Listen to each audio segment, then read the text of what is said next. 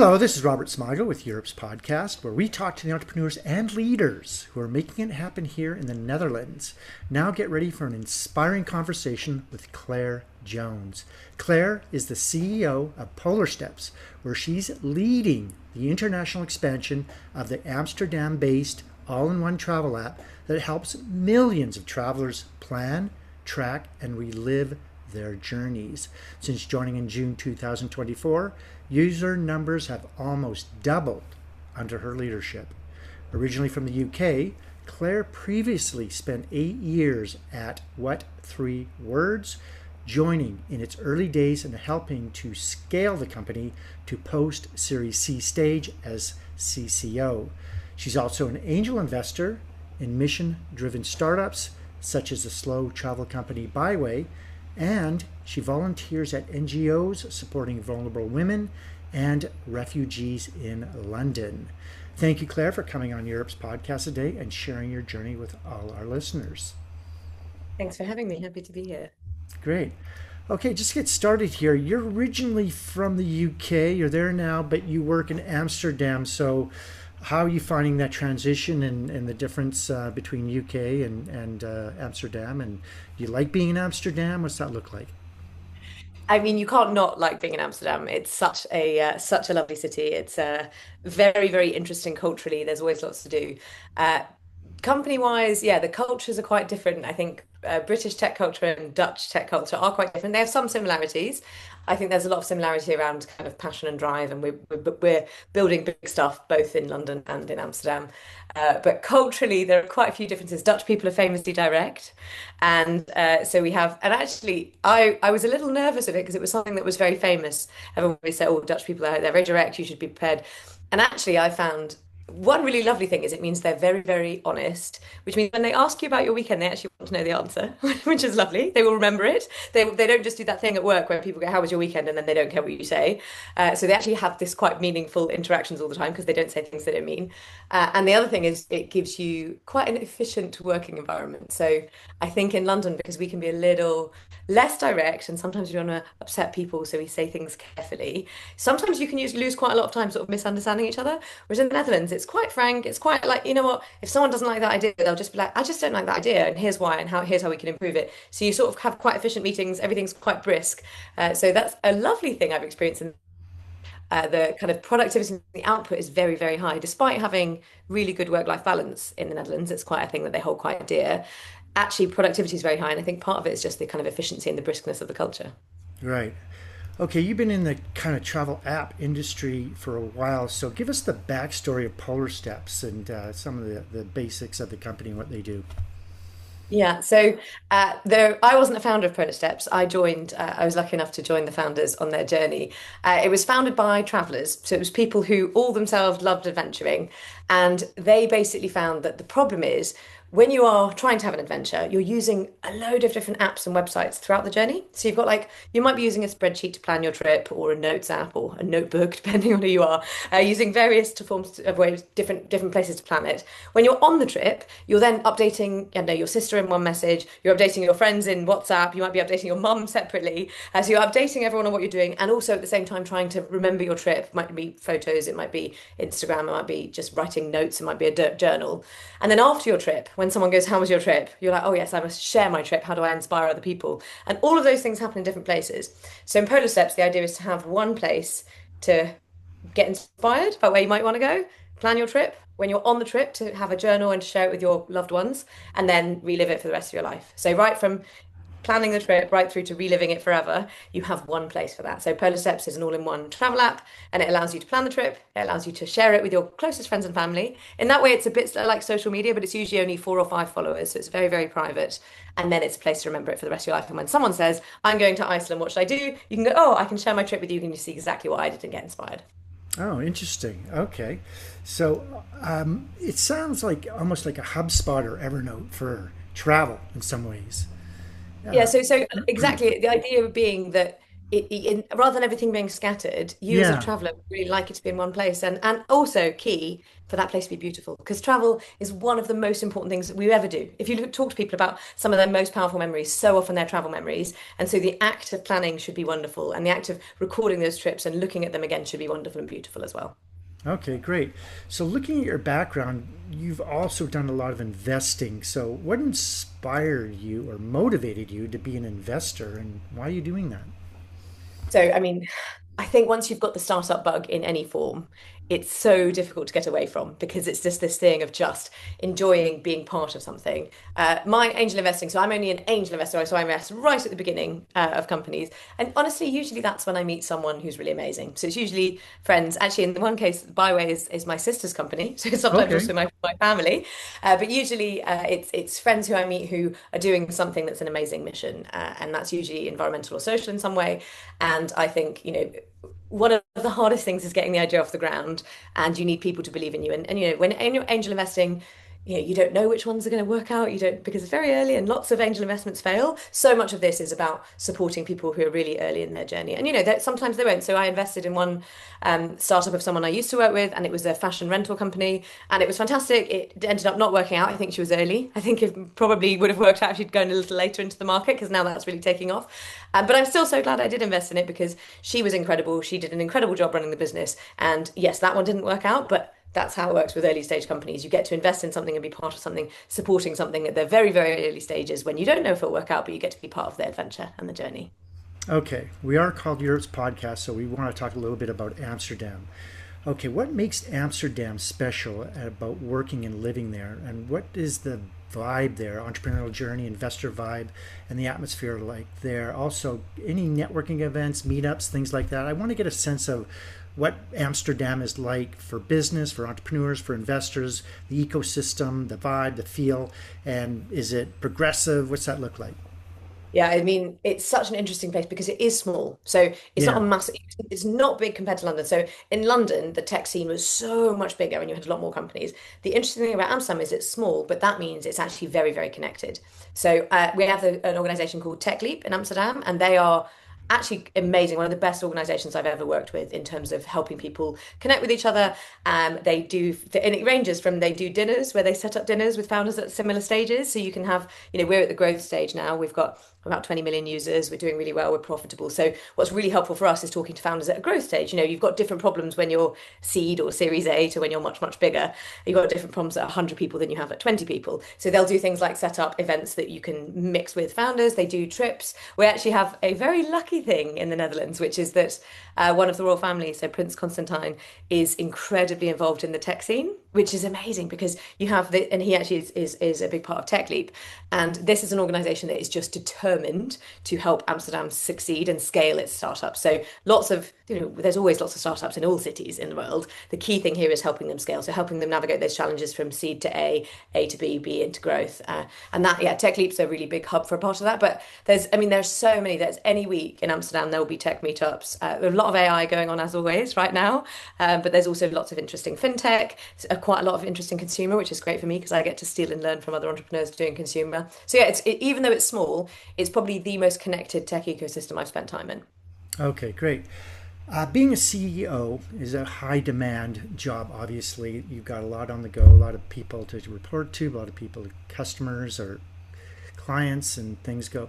I want to learn a bit about your daily routine, how you stay healthy and how you stay motivated. And what are your daily routines that you put into place during your day to start your day, to keep going and take us through your day? Like, do you have a morning routine? Do you stay healthy? Are you conscious of that? Obviously, you're a high demand person. You got a lot of energy. We know that. How do you keep that energy going? Yeah, so it does depend a lot because I skew night instead of morning person. Oh, okay. I really would happily work if my the ideal for me is everybody's work day was sort of started at midday and then went late into the night because I get very efficient at about 10 or 11 p.m. But that doesn't quite work with everyone else. So yeah, so for me, I do a gentle ease into the day. I really try and as long as the weather is good, I will actually walk to the office. So it's about a 45-minute walk from my home to the office, and I find that's really valuable to me. And that can be I might listen to a podcast or an audiobook, or I might try and force myself not to and have some thinking time. So I really try and do that. That ease in is walking in because I feel like movement really helps me in the morning. Then I'll be in the office in Amsterdam. It's a pretty small team, about 100 people. So it's still a very nice mix where you get to meet a lot of people. Key thing we do is we have lunch together every day. Everyone who's in the office gets lunch together, provided by the company. We have this great local company that deliver us hot food and with no packaging, and we have it in these metal trays, and then we send it back each day. So we get to have lunch together with everyone who's in the office, which is really special because it means you mix with people. Even if you haven't had any meetings with people for 6 weeks, you might not be working with somebody. You're going to cross over with them at the lunch table at some point. So we have lunch together. I usually have quite a lot of meetings when I'm in. I generally have Tuesday, Wednesday, Thursday are meeting days. Monday, Friday are more sort of focus work days. And then, yeah, in the evening, I will almost always do the gym on the way home. Again, yes, a way to sort of, I find it's actually really helpful if I can do that before I go home. It means I can then process the day while I'm exercising. I think at the back of your mind, your day gets processed a bit. Then I go home and I might then pick up a bit of work later. Often if I'm having calls, for example, with people in the US or something, I might do them work later. But I find going home, going to the gym, having a healthy meal, those things really also help me deal with the rest of the day and then come to the next one with more energy. Do you have any non-negotiables, meaning that exercise, work-life balance, gym is non-negotiable, going for a walk, things that will keep you healthy, things like that? Yes, yeah, I mean, the gym is definitely non-negotiable. Also, reading is non-negotiable for me. So I need time every week to read a lot because I found in my life, and that's non-fiction. I will read every book about business or philosophy that I can get my hands on, and I think you can learn a lot from those. But also fiction. I think you can learn a lot from fiction. You can learn about humans and the human condition. So that's one of my non-negotiables. If I haven't found a week where I haven't read very much, I do feel it. I feel it. I feel like my brain is not working in the same way. So forcing myself to have time to read is important. And then the other one is I have a family back in the UK. I've got sisters I'm very close to. I've got nieces, and that's another big non-negotiable for me is making time each month. It's actually very easy now with the Eurostar. You can get on the train. You can spend a few hours working on the train, and you can be in the UK. And so another really big non-negotiable for me is spending time with my family, which is why I'm talking to you on a Friday from the UK instead of from Amsterdam. Yeah, okay. Well, you've helped me segue into my next question. We want to learn from you how you educate yourself.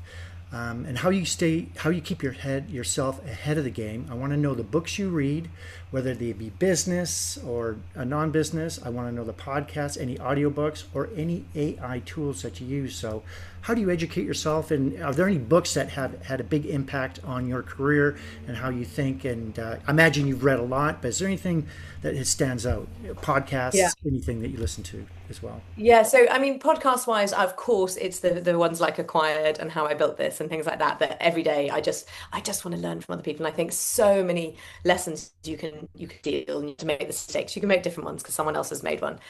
Books wise, yes, so many. I mean, a lot of them have been at different stages. So I remember one is I think it's Scott Belsky, The Messy Middle. And it's a lovely book because so many of the startup books give you the kind of exciting beginning where the startup begins, and then they tell you a bit of the drama, and then it kind of go to an IPO or an exit, or they're kind of hero-centered stories about the hero entrepreneur, which also very valuable, also really interesting. But this book is great because it talks about his really long bit in the middle of getting the company from post startup into being ready to be acquired. And actually, all the work of that as a leader, where sometimes it won't be the excitement and the fears of the beginning and the idea when you're working 18 hours a day with excitement and thrill. It might be something's really difficult. How do you manage that? How do you deal with that? So that was one. One I've actually revisited this year is The Culture Code, which it was written quite a long time ago. I think it's Daniel Coyle, and he has a lot about leadership and building really, really strong teams. So as we've scaled up, we're now at just 100 people, but we were very, very small at Polarsteps for a long time. So this is a stage where building really high performance teams who are happy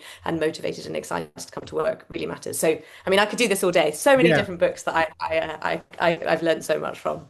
So funny you mentioned Acquired, a podcast you listened to, and I just finished listening to the one on Rolex they did. Oh, I haven't listened to this yet. Yeah, Is it you got to good? do Rolex. Yeah, Okay, Rolex is really, okay, and great. Hermes. I listened to theirs on, and I'm currently on Coca-Cola. So Yeah, there's yeah. three that I'm working on. Another one you want to listen to actually is called Founders. Check that one out. Okay, It's a really good okay, one. all right. Take a note of that. You'll like that one. Great. Okay, so regarding your industry, the industry you're currently in, I want you to give me one piece of knowledge or information about the industry that you can share that would benefit our listeners. I want you to imagine you're sitting down having coffee with someone who knows nothing about your industry, but you don't want to overwow them and inundate them with too much information. But for the common person that may not know anything, they may know travel but not travel apps and things like that. Give us some general knowledge that is easy to digest for the common listener. Yeah, so I think there are a few things going on in travel right now, which we're seeing as trends in our users. And one is particularly about the younger traveler. So at the moment, we're really seeing that younger people are traveling much more consciously than they used to. So this is a trend in general. People are more conscious about how they're traveling. And for example, that might mean in Europe, taking trains instead of planes. We're seeing that really, really increase as a travel thing. And for a long time, people go, great, flights are cheap, I'll just hop on a cheap flight. Whereas now people are going, even though sometimes, unfortunately, it's more expensive to get the train and it's certainly longer, people are going, okay, I'm going to make a conscious choice. So for example, if you're going to go from Amsterdam to Vienna, there's actually a sleeper train and you can get the sleeper train from Amsterdam to Vienna. So we're starting to see young people make more and more conscious choices, both about the way they travel. So can they do slower, more sustainable travel? Or can they stop and go through a place rather than fly over it? So if you stop and you go to three different places on the train rather than flying over to a resort and coming back, we're seeing a lot of that. So that's something that we're seeing. The other thing we're seeing that's really interesting is a move away from using social media for travel. So for a long time, people were putting things on Instagram. You had this kind of influencer travel movement, and a lot of people were making their own content, even if they weren't an influencer, that kind of came across as influencer content. We did a survey recently, and we found that young people are being much more discerning about social media and actually wanting more privacy. So young people want to be able to say, I don't want to perform my whole life. I don't want to necessarily have to post the most beautiful filtered picture of a sunset. I'd actually like to share something that's more authentic. So that's what we're seeing in our app. So instead of having 100 followers, people are having 4 or 5 followers as a user. And that is a real shift away from this idea of have a kind of public square social media, which is everyone you know or broadcasting. This is much, much more intimate, authentic. And so we're finding that people are sharing their travel stories privately in things like Polarsteps, in WhatsApp groups, rather than publicly on things like Instagram or TikTok. Sounds like people are getting back to basics when they're coming to travel. I mean, it's interesting that you don't drive to work. You do well. You walk to work. People don't want to use social media. Why do you think that is? I do think we've been in the last 10 years, 15 years. Actually, I mean, I would say even so I'm sort of a millennial-ish. And when I went through recessions, I went through COVID. I think we as a society have gone through a lot in the last kind of 20 years. And we're still right now going through a lot as a society. And I think what that's done to people is help us go, what do we really care about? What are the things that are important to me? And we've seen that travel is incredibly resilient. Travel bounced back immediately after COVID, higher than ever. People went, please let me go out and explore the world. It's one of those things that people will always prioritize as travel and experience and curiosity. And I think you see this, it's even resilient in recessions. It's one of the last things that it's a luxury in some ways. Travel, of course, it's a luxury, but we find that people will find ways to travel because that's such a big part of our human condition is to meet other human beings from different places and learn new things. And I think it's this thing of, yeah, exactly as you said, we're going back to basics. You see this in a lot of the industry, not just travel right now. There's a lot of investment in real life experiences. You look at a lot of VC cash that's going into businesses right now that are about how do people meet in 3D? How do we get people off dating apps to meet each other in real life? How do you get people to meet strangers for dinner? This is a huge thing, which is how do we get people away from the screens and back to real life experiences? And travel is just one part of that. Okay. I want you to share with us any advice that you've received. This could be a mentor, this could be people you're working with, something that's resonated with you over the years that you may even talk about. It doesn't need to be one key piece of advice, but is there something you could share that has helped shape you, influence you, that is interesting that you could share? Anything that someone's told you that is maybe a quote or something, you've Yeah. heard it? I mean, so many. Most of Yeah. most of my good qualities came from other people. I think one that I found incredibly helpful at the scale up phase was my one of my brilliant colleagues at What Three Words, which was the place I was previously, and she said you have to be aware of your behavioural wake. So you're waked like a ship. You know, a ship has wake behind it, which is the waves that come off the back of the ship. Because when you're the ship, you can't see the wake. You're looking this way and you're looking forward and you can't see what's behind you, which is these waves that you're creating. And she would say that I would sometimes come into a meeting and I would be full of energy and I'd be full of ideas. I'd make loads of decisions and then I'd leave the meeting. And she was like, you don't think about what happens when you've left the meeting. You've maybe sometimes steamrolled over someone else's idea, you haven't listened properly, or you've just set off a bunch of kind of chaos that other people have to do. And she was like, it's okay to have a wake, but you should be aware of it. be aware of your behavioral wake. What are you leaving behind you? And is it intentional? Like, is it intentional that you came in and you wanted to get everyone moving quickly? Or was it an accident? Was it just you came in and you were rushing and you made everybody feel like it was really urgent, but it wasn't? And that was something that was so helpful for me because she could say it to me and she'd be like, behavioral wake. And I'd remember and I'd think, okay, yes, I need to intentionally think about the energy I leave behind in a room or the actions or the way I'm inspiring people or not. And that was so helpful because it can apply to so many things, which is whatever you do as a leader, you should be thinking about how you do it. It should not just be, I'm going to do X. It should be, how am I going to do X? How am I going to communicate? How am I going to reinforce a message? What message am I giving? How am I going to speak to everyone? That behavioral wake piece was so valuable, I think, in improving me as a leader. So it's interesting you say the energy when you leave the room. Kind of build on that a little bit. I mean, as far as you've got an agenda, you're talking, and then you want to then positive. You want them to make an impact. What are you trying to build on that? Yeah, so I think my instinct, because I am quite high energy, I'm also fast. You Yeah, probably that's why I'm I, asking the question. Yeah. yeah, I'm a fast talker, and that is my natural pace. And she was saying that the thing is, for some people, that will work really well. If we have the same natural pace and we have the same processing speed, I might come in, and I certainly have this. Our head of growth, Lawrence at Polarsteps, we have the same natural pace. We come in, we have a one-to-one. We probably leave on exactly the same page with everything because we operate at the same speed.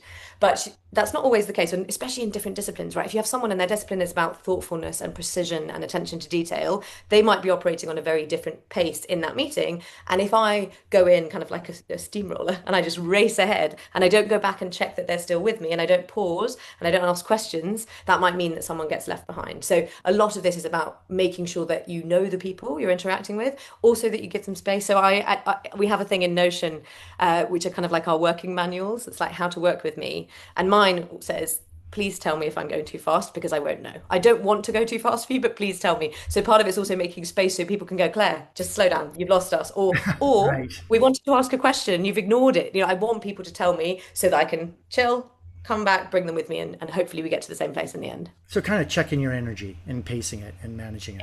Yeah. Okay, Yeah. cool. Okay.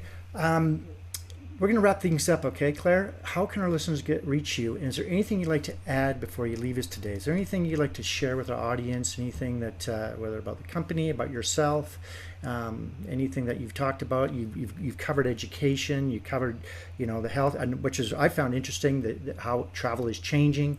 Is there anything you want to add before you leave us today? Yeah, so you can find me on LinkedIn or Polar Steps on TikTok or Reels or any of those places, and of course the app. You should download the app and have a play. I think, given that we're on Europe's podcast, I think the big thing is I feel so positive right now about what we're building in Europe. I think that for so long there has been this idea that Europe is trailing behind the US on tech and on innovation. There is so much energy and so much excitement in Europe right now for building big things. I think investors are finally waking up to that. We're finally getting more growth capital into Europe. This is the time to build big businesses here in Europe. You don't have to leave. You don't have to go to the US. You can build amazingly big businesses here. We have so many people. We have incredible talent. We have really amazing, the developer talent that you're able to attract into Europe or even just hire within Europe is amazing. So build big businesses here. Let's stay here. Let's build them in Europe and grow them into massive, massive global brands. Awesome. Okay. Claire, thank you for coming on the show. I've learned a lot about you, and I'm sure our listeners have as well. Thank you. Thank you.